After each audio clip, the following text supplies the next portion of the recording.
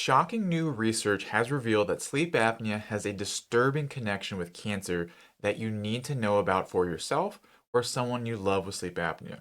I'm also going to reveal why this happens because the longer you don't target those molecular problems, the greater the danger becomes.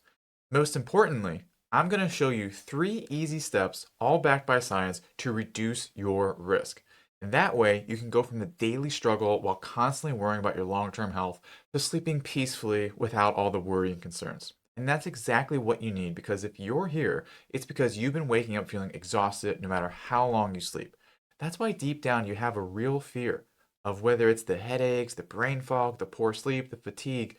It's not just sleep apnea, there's something bigger brewing underneath. So let's go over this brand new research. It is hot off the presses and it's a bit startling and concerning. So here's the paper if you do want to go find it yourself. I'll give you the highlights. So this is out of the Journal of Clinical Sleep Medicine, one of the top journals in sleep medicine, pretty high impact factor, all things considered, published at the end of September. Really briefly, I don't want to spoil it. I can't show you the graph right away. Gotta keep some secrets. This study followed about 2,000 people with sleep apnea over 13 years. And what they tracked, they looked at how is their sleep apnea changing over time? Is it getting worse? Is it getting better? What are they doing about this? Are they on a CPAP? Did they lose weight? Did they watch my YouTube videos to the end of time? That last one isn't something they tracked. That would be interesting. But you get the idea of this study. The main thing is they found that people with sleep apnea had a 50% higher risk of developing cancer when compared to people without sleep apnea, and particularly cancers of the kidney, breast, and colon. And I'll tell you why that is in a moment when we talk about the mechanism of this, so we're able to know what the heck we do about this.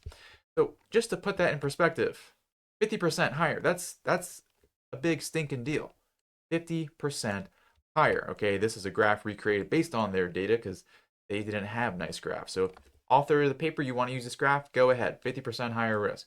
When they looked even deeper at the data, they found this trend. They found the more severe your sleep apnea is, the higher your risk of these cancers. And you can see if you have severe sleep apnea, which is an AHI of 30 and above, you will have double the risk than if you have mild sleep apnea. And then, in between is in between. So, shocking, yes. Expect it, also, yes. Because if something's worse, and we'll talk about what that mechanism is, if it's worse, it's going to be a higher risk of developing this other disease. Now, the other thing that was noticeable is that the risk was perhaps not elevated. Another finding was that the risk was not as elevated, still a little bit elevated, if sleep apnea was properly treated. And again, that doesn't just mean a CPAP. That can be someone who maybe they got surgery, maybe they lost some weight, it goes on and on and on. Now you may be shocked and saying, oh my God, Dr. Dylan Peckus is talking about a CPAP and helping, and doesn't he always poop on that thing? Look, there are some people that love it. Happy pappers. If that's you, great. There's a lot of people it doesn't work for. That's why a lot of times I provide a lot of good, natural, healthy lifestyle alternatives that you can do in the comfort of your own home. There's many ways to approach this. I almost said skin the cat, but I have 3 cats and I should not say that. They might get offended, and then you know how cats get. They'll get you. So, with this, goes to say there's an underlying mechanism with sleep apnea that will lead to a lot of bad things if it goes untreated. And again, just because it says treat it doesn't mean you need to get surgery or use a CPAP. There's many ways to do that. So that's why I want to establish we know what happens. Cancer risk goes way up, 50% higher in comparison to people without sleep apnea. We need to know why this happens because then we can actually do something about it. And that's what this is, how to fix it. So let's dive into why this happens. You can scratch your head because we're about to do some cancer biology. So this is not to replace a full-blown education in oncology because I'm not attempting to say I can summarize how cancer happens in 2 bullet points in a diagram, but I want to make this as relatable as possible to sleep apnea. So zooming in on this diagram here, that was from a different paper. This is the general schema of how a tumor will come to be and then grow. and also metastasize and go to other areas. So one of the biggest things here is going to be hypoxia will actually lead to more tumor growth. And if you're a smart cookie, which you probably are if you're watching this video, some neurons should be activating in the back of your head relating to how you sleep, hypoxia, and cancer risk right now. I'll flesh it out fully in a moment. So hypoxia is going to be one major factor, and then the other is going to be inflammation. So have that in mind. Yes, there's many ingredients that will lead to cancer, but in relation to sleep apnea, these are the two biggest ingredients. Okay, and we're not going to really get into DNA mutations and all that because let's focus on things we can control. Okay, unless you got a time machine and can change who your parents are and all that, cool. And in this study, not this one where this diagram is from, but the first one I mentioned, they also looked at blood markers in these individuals to see is there a way to predict increased cancer risk. Now, you very likely will not be able to get these labs drawn, nor do you need to, because this was just literally published and it takes like 5 to 10 years for something in the research to be in clinical practice. So what they found in these people who had cancer, they had higher levels of these two compounds, VCAM1 and endostatin. And just to make things a little bit more entertaining, I decided to make cartoon characters using AI. AI has great uses. So VCAM, what it does is it recruits white blood cells to the blood vessels. Now, this is good when it happens in isolation every now and then as a normal, healthy inflammatory response, but when it's chronically high, this will lead to too much inflammation. Like we said, a lot of inflammation, you will get more cancer. That's VCAM1. Now, for endostatin, requires a little bit more physiology. I'm sorry, but it's just how it is. I don't make the rules, I just try to deal with them. So, endostatin actually blocks off blood vessel formation. But here's the twist tumor cells are immune to endostatin. So, think of the areas in your body that don't have tumor. Endostatin is going to work, there's going to be less blood vessels there. Now, around a tumor, it's going to block the action of endostatin.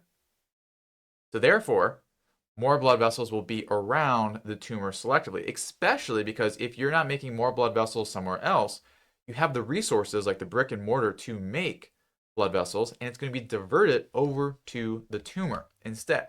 So then that will lead to more of this tumor growth. Because one of the things that's important for tumor growth, bad for you, is having blood vessels go into the tumor because it brings more nutrients in there and it allows the tumor cells to travel elsewhere throughout your body. So keep that in mind. Now, the biggest thing is that hypoxia will make this happen. Hypoxia leads to the tumor blocking endostatin to have more blood vessel growth. And then that's when you get cancer here, a big cluster of cells that is just growing too much and just causing a heap of problems. So these are the main two mechanisms in which sleep apnea will increase your risk for cancer. So if we just target these things, that will help quite a bit. So let's get into those three major steps for you. And of course, always making sure it's backed by science because I know how things can be out here on the internet. That's a big part of why I put the studies on the screen because a lot of times in the comments people ask anyway. Don't ask me, please don't. And I just don't want to copy and paste the same thing, so that's why it's here. So the first thing to know, and the first step is going to be to reduce hypoxia. Another way to think about this is just increase the amount of oxygen in your body, especially in your blood vessels, on your red blood cells.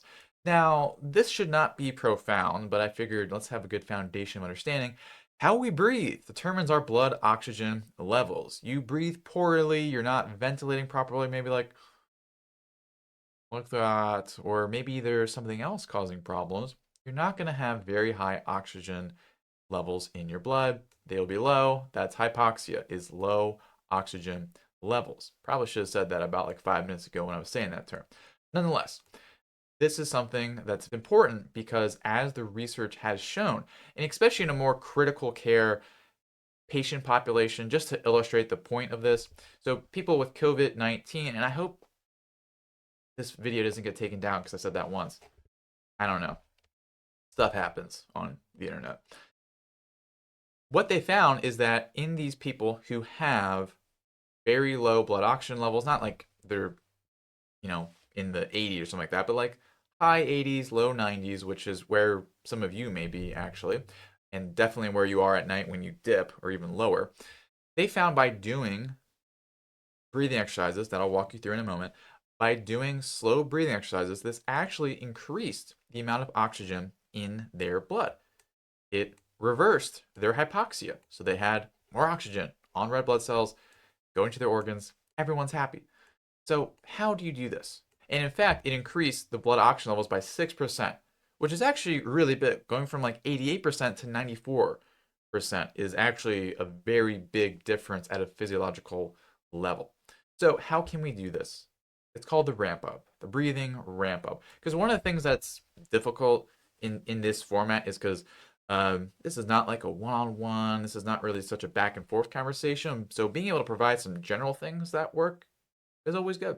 Okay, and are easy as well. Obviously, as time goes on, you want to progress. So with the ramp up, it's a certain breathing exercise that allows you to almost warm up in a way if you're not familiar with these breathing exercises, and also helps you scale. What I mean by that is you may not be able to get all the way to the end point, like a 10 count inhale and a 20 count exhale. You may not, but you may find some sweet spot for you.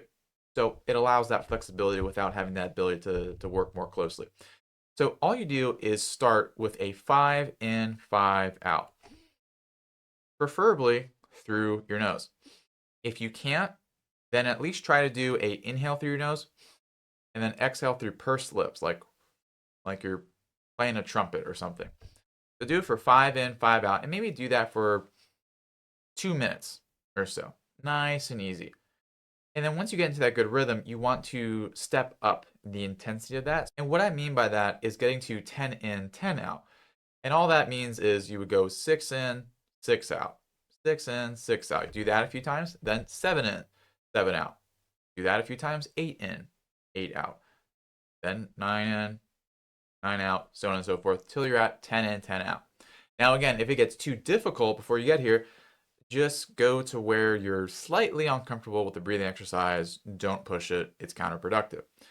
Now, once you're here at 10 in, 10 out, stay there for a few cycles, maybe even a few minutes to gather some foundation there. And again, if you can't get beyond this, just give it time. Over time, you will.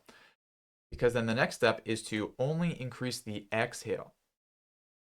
So it would look something like this: 10 in, 11 out, 10 in, 11 out, 10 in, 11 out. Then next few rounds, 10 in, 12 out, 10 in, 12 out, so on and so forth, all the way up to 10 in, 20 out.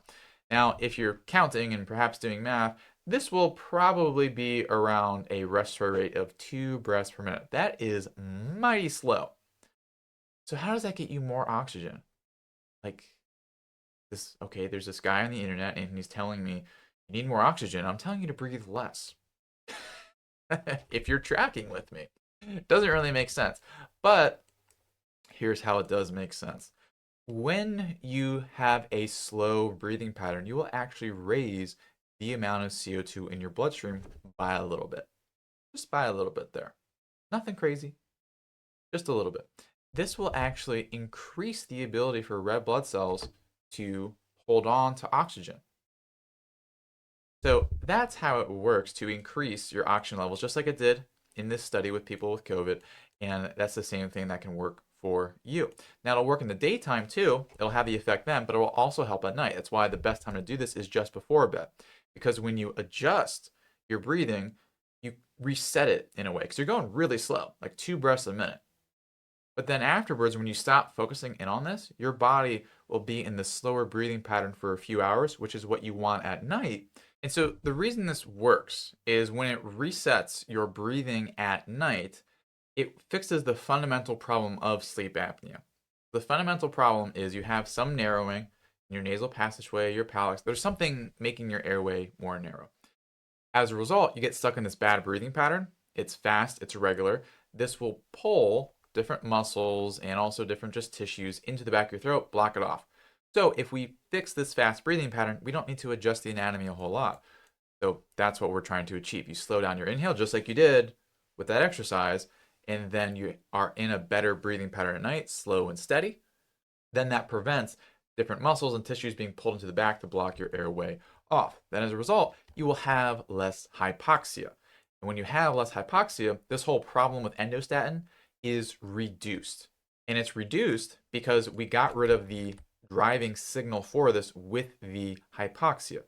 Therefore, you'll have less blood flow to this guy, and then you'll have less problems with that. So reducing the endostatin problem is huge, and that's why it's step one. Now for step two, this is going to address the inflammatory side. We said that was the other big ingredient, and we want your body to be in a restorative place at night. When you have sleep apnea, you're having inflammatory sleep. You're not breathing well, it revs your body up, leads to inflammation, causes all these problems downstream. Not good, not what we want. So anything we can do to reduce the amount of things leading to inflammation at night will help you shift to more restorative sleep. Then as a result, you have less inflammation, all that good stuff. So one of the biggest things beyond helping your breathing is also the timing of when you eat. Because you may not know this, maybe on Thanksgiving only, or maybe if you go to I don't know, a sushi buffet. I don't blame you if you do. And interestingly, if you do that, carbs don't count. That's not true. Don't believe that. Food is a highly inflammatory event to your body overall, even if you eat the best food ever. It's an inflammatory response. Now, if you eat the wrong foods or at the wrong time, it will be even more inflammatory. So the timing of when you eat is so critical. So just to walk you through some highlights here, again, we'll get into the nitty gritty of this. If you want to, here it is. And these are a few studies that looked at when did people last eat? How did this affect the things we're talking about, cancer and sleep apnea through this intermediary of inflammation? Bottom line, eating too close to bedtime within 3 hours can double the risk of colon and breast cancer. Double. No late night snack is worth that. And in a similar sense, eating too close to bedtime will also worsen sleep apnea. So I think you already know the advice here is to not do that. Now, how to make it practical is another thing. So number one, plan your dinner time. Have a set dinner time, whether it's 6, whatever you got to do. Make it something that will actually happen. Because a lot of times, whether we just day runs a little bit too late, anything like that, we kind of get into trouble. Also, for my introverts in the crowd, yes, I do say mine. I'm an extroverted introvert. I did a quiz online, and I assume that's 100% accurate. I just don't like being out with people in public. Really, why do you think I have so many animals at home? But what I'm saying, the point of this is, if you are planning to go out to eat, have it be earlier. Okay, don't like settle for like let's do dinner at 8. No, go to dinner at 6. Okay, if you want the discount, go at 5. Pretty simple. Number 2 is eat a protein-rich dinner. Now, the reason I say this has obviously nothing to do with timing, but a lot of times people, it's not like they're eating full-blown 3-course meals at 9 p.m. It's usually a snack or like some sort of treat. And if you are hungry at that time, the way you reduce that hunger is having a protein-rich dinner. Okay, and it could be, I'm actually not sure what is on the left side of this. This is definitely salmon. I have no idea what this is. If you do, let me know. Looks like oatmeal on the plate. Anyway, this is why I just kind of copy and paste pictures as fast as I can. And then number 3 is to create an eating routine that does not revolve around food. So here's some great eating routine ideas. So either it's just don't eat, or just, make sure your mind's not occupied or thinking about like Oreo cookies or whatever. I don't really like Oreo cookies. Maybe something else. And in going through these, I want you to be aware one of these things does not belong here. Okay? Oh man, I'm embarrassed. I don't even know the name of this guy. This is not Elmo. This is obviously not Elmo. This is obviously not Oscar the Grouch. This is the Cookie Monster. All right. Well, you can tell who didn't watch Sesame Street. But have a list of things you can do, whether it's tidying up, so fun, yoga, unplugging, reading is another one, and then also binge watching my YouTube videos for 3 hours straight has also been clinically proven. It hasn't. That's the outlier there. Just have something in mind so that your mind doesn't sort of get bored and start to think, oh, I want to eat, because sometimes boredom is another cause, or just not having something else to do. We will just go and snack. Okay, I do it too. I am also human. Nonetheless, you doing this, having a food-free time before bed, at least 3 hours, then this will help reduce our VCAM problem because you'll have one less thing contributing to inflammation at night. Now, step three piggybacks on the end of step two because we did something to prevent inflammatory sleep. Now we want to do something to contribute more to restorative sleep. And that's step number three. Now, there's a lot of different ways, but I wanted to connect this more to cancer, more specifically, so we can focus on important things. First, you got to know melatonin going up is what helps you sleep really good at night. More melatonin, better sleep. Now, here's a very interesting thing. There is something in common with breast, colon, and kidney cancer. I'll let you guess, and I will be very impressed if you actually get this right. Three, two, one. I'll just tell you, they are all epithelial cancers. It's a certain part of your body, and it refers to these cells that are on the outermost layer of something, not just your skin. It can be the outer layer of your intestine, colon cancer. Breast tissue is epithelial. Breast tissue is also predominantly epithelial tissue. Now, kidneys is confusing, but the thing is, it's on the outside of anything. So it's on the outside of your kidneys, which, yes, are inside your body, hopefully.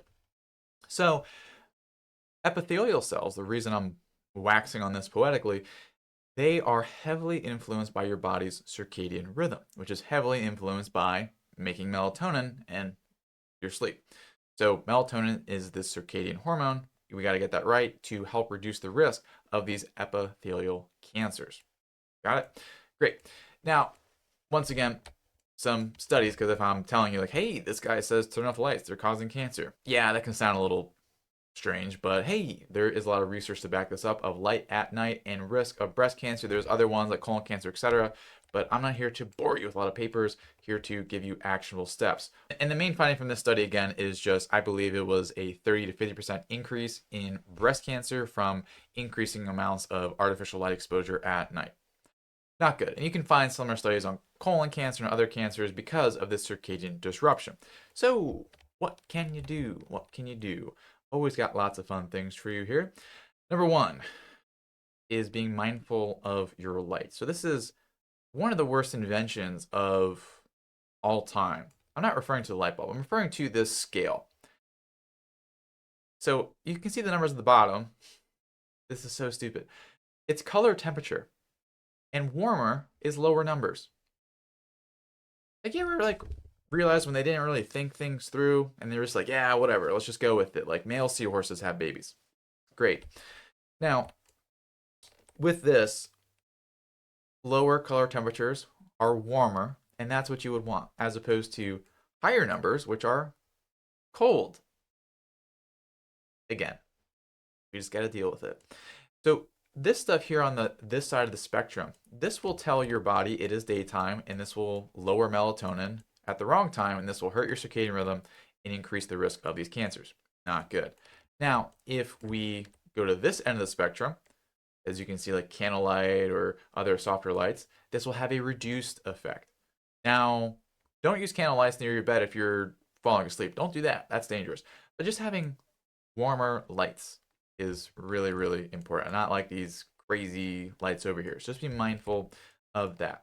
Number two is to create a technology curfew. And honestly, I would just stack this with the food-free curfew, perhaps. Well, okay, maybe not 3 or 4 hours before bedtime, maybe just 1 to 2.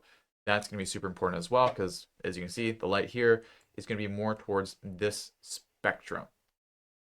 Then for number three, some sort of blackout curtains. Because if you're having light coming in, that's not going to be good. That's just not going to be great. Now for today's sponsor is dog curtains. I wish these exist. They don't. This would be great. I should maybe make these. But nonetheless, having something to reduce the artificial light coming in, super, super duper important because you add all that together, that will then allow you to reduce the cancer risk. And even more cancer risk reduction, I have something very special. Ooh, I almost showed you by accident. Let's kind of find where I'm trying to go. Is, of course, the two options ahead of you. And if you've seen this a few times, I'm probably not going to change this because I just love, I think this is Drew Barrymore dancing the banana suit. Option one is going to be about going more specific on this, which if you're here, that's what you came for as well, being able to get even more tips.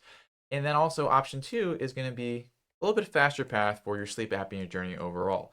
So I'll go over both and how to get them. So option one is a sleep apnea cancer defense guide. And what this is going over a quick recap of what we discussed here in a nice actionable table. I like to do tables. It's nice and simple. And also some extra tips in there for you as well to play around with and how to make things even more actionable as well. And then the top myths busted around these topics here. So that's going to be available for you. Now, the other one, and this is your fast path here, is the sleep apnea reset protocol. Because maybe, you got some things from, the cancer components here. Of course, you want to use those. And then also, how can we target the root of this problem of sleep apnea? Because if you don't have sleep apnea, you greatly reduce your risk that we discussed here. And being able to do that in a streamlined fashion is very, very important. So that's why I made the sleep apnea reset protocol. The main outcome of it is for you to help create a personalized protocol for yourself. And I walk you through a series of tests where we're looking at different muscle function, tongue function, breathing patterns, tongue posture, palate, all these different factors. And I walk you through a series of tests so you identify what do you need to focus on? Because you could watch all the YouTube videos, and at the end of the day, you'll have like 17,000 different things to do. But we want to make sure what you're doing is highly time efficient. So that's why I made this of where you just go through the workshop, and we have a workbook there where you just go through. It's just allows you to easily know what you're doing. And then once you have your protocols built out, then you also get a library of all the different exercises so that you're doing them right the first time. So that's what that is. And then also, we include as a bonus a copy of our book, The Sleep Apnea Solution, an ebook there, where you get a comprehensive resource of a lot of the most powerful ways, very holistically, whether it's nutrition, whether it's your nervous system, to help your body have its best night of sleep because you're breathing better and thus sleeping better. So there will be a button somewhere on the screen. I believe it's in the lower left corner. It should have this icon there. You can go ahead and click on that if it's not there already. So for getting them, otherwise, if you want to choose your path, like one of those storybooks, like Choose Your Adventure. So to get the sleep apnea cancer defense, all you gotta do is click the link in the description, which is not easy to find. Thanks, YouTube. So to do that on mobile or your phone, click the title just beneath this video, and then the description will pop up. So click this here, there you go, and then this will pop up, and then you actually will click this link that is incomplete. Thanks, YouTube. Make things look really attractive. So you click on that, and then you're pretty much good to go. And in the meantime, you can make fun of my face here. That's lovely. And then that will take you to the sleep apnea cancer defense guide. To get the sleep apnea reset protocol, if you haven't already, there was that button was up earlier, but also just beneath this video. So if you're on mobile or desktop, there is this little icon here that shows the sleep apnea reset protocol. You just click that, and it will also give you more information about it in case you just want to learn more about it before getting it. So that's how you can click through. Now, if you're on your desktop or maybe you're on your TV, apparently a lot of people watch this on Roku. I didn't even know that was a thing. Looking at my analytics. So I'll give you some QR codes, but if you just want to write down some URLs, to get the cancer defense guide, go to ochnow.com/defense. ochnow.com/defense. If you want the sleep apnea reset protocol, ochnow.com/reset. Okay, if you want to look at that on your desktop or just something a little bit easier for you. Now, if I'm on your TV, which is just a surreal experience to me, we'll have some QR codes for you to scan. So you're going to get on up, get your circulation going, get your phone, go ahead, grab it, and you're going to access your camera, but you're not going to take a picture. You're not going to take a picture, and I'm walking you through this because I barely know how to use QR codes myself. You're going to scan the QR codes I'm about to show you, and then there will be a link that pops up. It doesn't say Google. It will say something else. So again, for those, if you choose your path, get more specific, or the fast path, here we go. Let me pull those up. Let me get those nice and aligned. So again, the guide you can scan on the left there, or you want the sleep apnea reset protocol, you can scan on the right. So there you go. I'll leave those up there for a little bit longer if you need time to, do the thing. Again, point your phone at it, and there's a link, click that, and it'll whisk you away to the right page. Either way, it's a win. You're a winner. Thank you for watching. I'm Dr. Dylan Peckus, your guide in your journey towards better sleep, and look forward to seeing you on the next page.